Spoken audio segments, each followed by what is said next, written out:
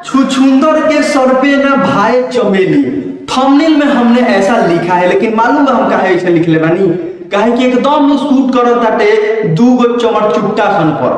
काहे कि दूगो जन चमर चुट्टा वालन सन ई मगही के वन सन पहले भोजपुरी में अइलन सन आ भोजपुरी के दाइया मैया एक क देलन सन आ दैया मैया एक कइला के बाद एकनी के खेसारी लाल यादव के ट्रोल कइलन सन, पवन सिंह के कहलन सन कि ढोरी में अंगुरी करेलन, पवन सिंह के भी बुराई कइलन सन, जौन की ओकरा बाद खेसारी लाल यादव के लगातार ट्रोल कइलन सन। लेकिन सबसे मुद्दा के बात मालूम है कब आवता? एकनी के हम सब मगही के भोजपुरी में आके भोजपुरी में नाम कमैलन सन, अपन नाम बनैलन सन। ई हमन सब मगही के कहियो मगही के सपोर्ट करलन सन आ ना ई भोजपुरी के गाना सुनेलन सन और एक दूगो सुन लेवेलन सन अपन कंट्रोवर्सी करावे खातिर आ भोजपुरी के एकदम एकनी के एथी समझलन सन।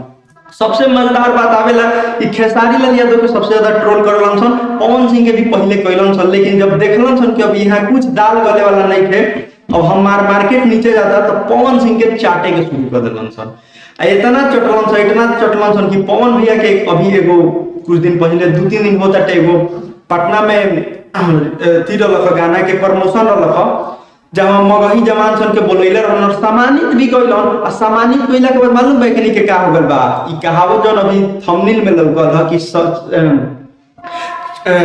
छुछुंदर के सर पे ना भावे चमेली, कहाँ राजा भोज कहाँ गंगू तेली।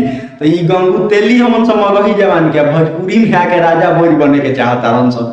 तो हम एकनी सन से ये कहे के चाहतानी कि तोनी के औकात इतना भर नहीं कि अगर भोजपुरी में रहे के चाहत रहन तो भोजपुरी के सपोर्ट करसन। आ का करन सन कि पवन सिंह से कहता कि मगही में भैया गाना लावो, हर 3 महीना को गाना ले आओ, ब्लास्ट करवाओ। देखो मगही में केंग ब्लास्ट होता, मगही में तो एगो गानो लइलन पवन सिंह उहो ना चलल, तो काहे गाना ले जब चलते नहीं थे? तो तोनी के बारे में एथी करे वाला सन, मगही के सपोर्ट मत करसन। भोजपुरी ह मगही है से भोजपुरी के आगे बढ़ावल जाए।